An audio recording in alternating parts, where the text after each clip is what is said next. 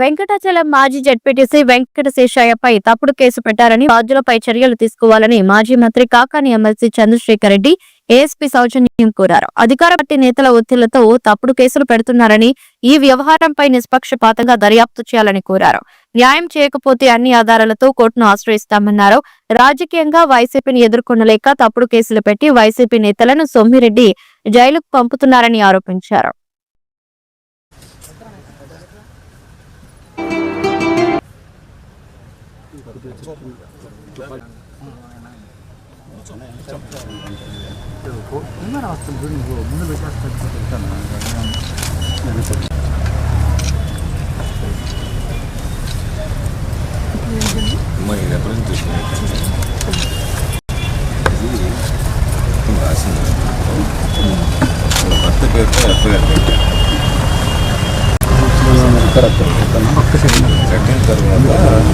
అమ్మాయి కంప్లైంట్ ఇచ్చాను.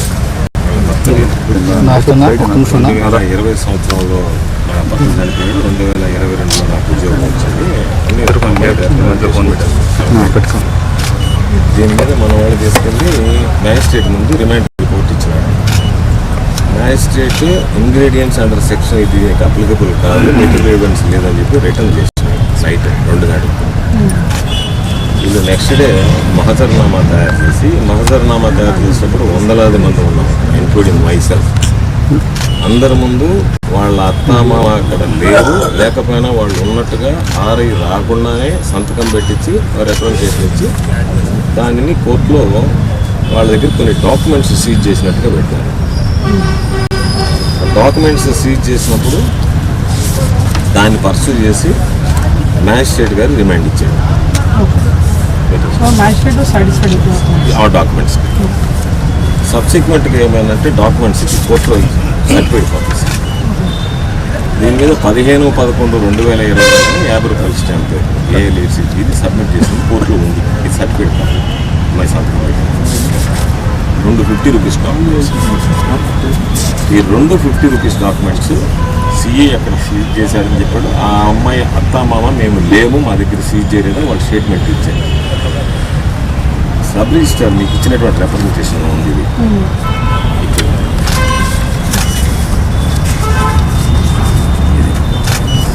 Sub register ఏమంటాడు, ఈ ₹50 స్టాంప్ పేపర్స్ ఏదైతే వీళ్ళు కోర్టుకి సమర్పించి అతన్ని రిమాండ్ పంపించడానికి 15/11/2022 అని మెన్షన్ చేసి సిఐఆర్ఐ పెట్టారు.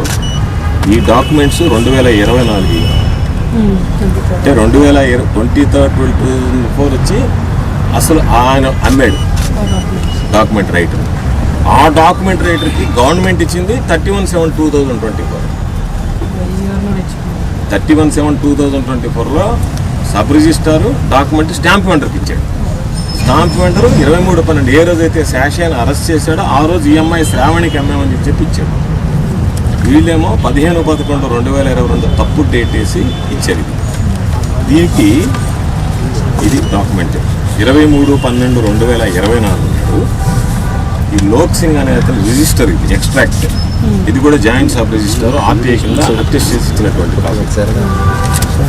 ఇది రెండు కూడా ఆయన ఇచ్చినటువంటి డేటు ₹250 స్టాంప్ పేపర్లు తీసుకున్న డేటు 23/12/2020. ఇది రిజిస్టర్ ఇతనికి ఇష్యూ చేసిన డేట్ స్టాంప్ 31/7/2024 ఇక్కడ రాశారు. 31/7/2024 వాళ్ళు లోక్ సింగ్ అనే అతనికి ఇచ్చినటువంటి డేట్. అంటే ఇది మొత్తం ఫాల్స్ ఫ్యాబ్రికేట్ చేసి శాషాన్ని రిమైండ్ చేయించారు. అందుకని డేట్స్ తప్పు ఉన్నాయి, స్టాంప్ పేపర్ తప్పు ఉంది. దీనికి సంబంధించినటువంటి దాంట్లో ఇన్వెస్టిగేషన్ మందల వెంకట శేషయ్య అనేటువంటి మాజీ జడ్పీటీసీ సభ్యుడు, వైఎస్ఆర్ కాంగ్రెస్ పార్టీ నెల్లూరు జిల్లా ఉపాధ్యక్షుడు, వైఎస్ఆర్ కాంగ్రెస్ పార్టీ అనేక రకాలైనటువంటి కార్యక్రమాల్లో చురుగ్గా పాల్గొంటున్నటువంటి నాయకుడు. ఈరోజు అతని కుటుంబం రాజకీయంగా ప్రజలకు చేరువై అంచెలంచెలుగా ఎదగడం జరిగింది. వెంకట శేషయ్య యాదవ్ జడ్పీటీసీగా పనిచేశాడు. వాళ్ళ పిన్నమ్మ మండల ఉపాధ్యక్షురాలుగా పనిచేసింది. వాళ్ళ శ్రీమతి ఈరోజు రాజేశ్వరమ్మ సోదరి ఈరోజు వెంకటాచలం మండల కేంద్రానికి సంబంధించినటువంటి మేజర్ గ్రామ పంచాయతీ సర్పంచ్గా పనిచేస్తుంది. ఈ అంచెలంచెలుగా ఎదగడం జీర్ణించుకోలేనటువంటి సోమిరెడ్డి అనేక సందర్భాల్లో సోమిరెడ్డి అవినీతిని ప్రశ్నించినటువంటి వాడు శేషయ్య. సోమిరెడ్డి చేస్తున్నటువంటి అవినీతి అక్రమాలని ప్రెస్ మీట్లు పెట్టి కానీ లేదా సమావేశాల్లో సభల్లో కానీ గట్టిగా నిలదీసినటువంటి వాడు. దానివల్ల ఈరోజు ఒక సుబ్బారావు అనేటువంటి ఒక సిఐని అక్కడ నియమించుకొని వెంకటాచలం స్టేషన్లో తాను చెప్పినట్టుగా చేయాలనేటువంటి కండిషన్తో అతను తెచ్చుకుని శేషయ్యని ఈరోజు రిమాండ్ చేయడానికి ఎవరైతే నేరం చేస్తేనో దొంగతనానికి పాల్పడితేనో పట్టుకొని శిక్షించాల్సినటువంటి సిఐ, పట్టుకొని సమాజం ముందు నిలబెట్టాల్సినటువంటి సర్కిల్ ఇన్స్పెక్టర్, వాళ్ళతో పాటు వాళ్ళకి రెవెన్యూ సిబ్బందిగా ఉన్నటువంటి ఆర్ఐ రవికుమార్ వీళ్ళందరూ సహకరించి శేషయ్యని ఈరోజు రిమాండ్కి పంపించడం జరిగింది. అందుకే ఈరోజు ఎస్పీ గారు లేరు. ఎస్పీ గారు ఉంటారని నేను, నాతో పాటు సోదరుడు చంద్రశేఖర్ రెడ్డి ఇద్దరం రావడం జరిగింది. ఎస్పీ గారు లేరు, అడిషనల్ ఎస్పీ గారు ఉన్నారు. నేనే గ్రీవెన్స్ కండక్ట్ చేస్తున్నాను సార్ అని చెప్పారు. కాబట్టి జిల్లా ఎస్పీ గారు ఏ విధంగా దీని మీద పరిశీలిస్తారో తెలియదు. అడిషనల్ ఎస్పీ గారు సానుకూలంగా స్పందించి ఈ వివరాలన్నీ కూడా మీరు ఇచ్చినటువంటి అన్ని వివరాలు కూడా ఇవి తప్పుగానే అనిపిస్తున్నాయి, దీని మీద విచారణ చేర్పిస్తాము, ఖచ్చితంగా చర్యలు తీసుకుంటామని చెప్పి అడిషనల్ ఎస్పీ గారు చెప్పడం జరిగింది. ఇది ఈ కూటమి ప్రభుత్వం సాధ్యపడుతుందా? ఒకవేళ నిజంగా ఎస్పీ గారు, ఏఎస్పీ గారు దీని మీద విచారణ జరిపి చర్యలు తీసుకోవాలన్నా వాళ్ళని చర్యలు తీసుకునేటువంటి స్వేచ్ఛ, స్వతంత్రం వీళ్ళకు ఉందా అనేటువంటిది ఈరోజు మనందరం ఆలోచన చేయాల్సినటువంటి ప్రశ్న. అయితే సమర్పించి దాని ఆధారంగా ఈరోజు శేషయ్యని రిమాండ్కి పంపించడం జరిగింది. 2024 నాడు శ్రావణి అనే అమ్మాయికి లోక్నాథ్ సింగ్ అనేటువంటి అతను అమ్మాడు. రాజు దీన్ని సబ్మిట్ చేసి తప్పుడు డాక్యుమెంట్, దొంగ డాక్యుమెంట్, దాని పరిస్థితి ఈ సమాజం ఆలోచన చేయాల్సినటువంటి పరిస్థితి. సోమిరెడ్డికి నేను చెప్పేది రాజకీయంగా ఎదుర్కోగలిగి రాజకీయంగా ఎదుర్కోవాలి, కానీ ఇవి అటు ఇటుగా అనేటువంటి రాజకీయాలు ఇవి. అంటే నువ్వు రాజకీయంగా ఎదుర్కోలేక ప్రభుత్వాన్ని పోలీసులను అడ్డం పెట్టుకుని అంతకన్నా చౌకబారు మనిషి, అంతకన్నా దిగజారుడు వ్యక్తిత్వం మరొకటి ఉండదు. కాబట్టి సోమిరెడ్డి లాంటి వాడి వ్యక్తి కోసం నువ్వేదో 10 రూపాయల సంపాదన కోసం మీరు దిగజారేటువంటి పనులు చేస్తే చూస్తూ ఊరుకోం. కాబట్టి ఖచ్చితంగా నేను మరలా కూడా చెప్తున్నా, అధికారం ఎవరికి శాశ్వతం కాదు. అధికారం ఈరోజు ఉండొచ్చు, రేపు పోవచ్చు.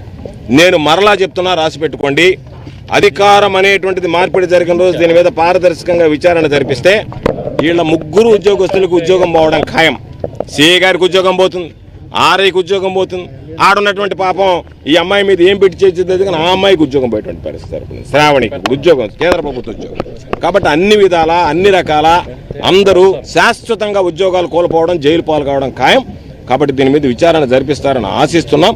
ఒకవేళ ఇదే విచారణ పారదర్శకంగా, నిష్పాక్షపాతంగా జరగకుండా ప్రభుత్వం మనదే కదా అని అణగదొక్కడానికి ప్రయత్నించినా ఈ ప్రభుత్వం మారిన తర్వాతైనా వీళ్ళ మీద చర్యలు తప్పవు. ఒకవేళ రిటైర్డ్ అయిపోతే జైలుకి పోతారు, రిటైర్డ్ కాకపోతే ఉద్యోగం కోల్పోవడంతో పాటు జైలుకి పోతారు. కాబట్టి ఖచ్చితంగా వీళ్ళ మీద పూర్తి స్థాయిలో విచారణ జరిపించాలని చెప్పి మరొకసారి ఎస్పీ గారిని డిమాండ్ చేస్తున్నాం. ఆయన నోరు కాదు, అన్నీ తెరిచినా, ఈడు మాట్లాడే వాళ్ళు అన్నీ తెరిచినా అదే మాట చెప్పము. ఎవరు ఎన్ని తెరిచినా నా మీద 16 ఎంక్వైరీలు చేశారు. నా మీద ఆయన నోరు తెరవబడలా, ఈ గబ్బు నోరు మూసుకుంటే చాలు సోమిరెడ్డి ఈ కంపు భరించలేకుండా. ఎందుకు చెప్తున్నామంటే ఆయన తెరవబడలా, ఈయన తెరవలే. నా మీద సిబిఐ ఎంక్వైరీ కూడా జరిగింది, ఏసీబీ ఎంక్వైరీ జరిగింది. ఒక్క కేసు నా దగ్గర పట్టుకోలేకపోయారు. ఇప్పుడు దగ్గర 16 కేసులు ఇచ్చి 7 నెలల నుంచి ఏ విధంగా నా మీద దొంగ కేసు పెట్టాలా అని చెప్పి రకరకాలైనటువంటి ఆలోచనలు చేస్తున్నారు. కాబట్టి ఎవడు నోరు తెరిచినా సోమిరెడ్డి కంపును భరించలేక సస్తున్నారు తప్ప నెల్లూరు జిల్లా ప్రజలు, మరొకటి కాదు. కాబట్టి ఖచ్చితంగా దీని మీద ఎంక్వైరీ జరిగితే శేషయ్య నోరు కూడా తెరుస్తాడు. శేషయ్య నోరు తెరిస్తే శేషయ్య ఎవరెవరి మీద మాట్లాడాలని కూడా శేషయ్య ఇంతవరకు పాపం నోరు మూసుకొని ఉన్నాడు. ఎందుకులే మనం మాట్లాడడం బాగుండదు, అధికారం మారింది అని చెప్పి ఇంకా మంచి చేస్తారు, న్యాయం చేస్తారనే నమ్మకం ఉంటుంది.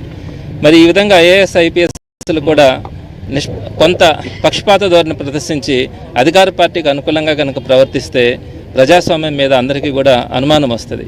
ఇక పక్షపాత ధోరణి లేకుండా ప్రజలకు న్యాయం జరిగేలాగా కనుక ప్రవర్తిస్తే తప్పకుండా ప్రజలకి కానీ సమాజానికి కానీ మంచి జరిగే అవకాశం ఉంటుంది. ఈరోజు నెల్లూరు జిల్లా ఎస్పీ గారికి కూడా ఇదే విషయం మీద పెద్దలు గోవర్ధన్ రెడ్డి గారితో కలిసి రాజశేషయ్య గారి గురించి కంప్లైంట్ ఇవ్వడానికి కూడా రావడం జరిగింది.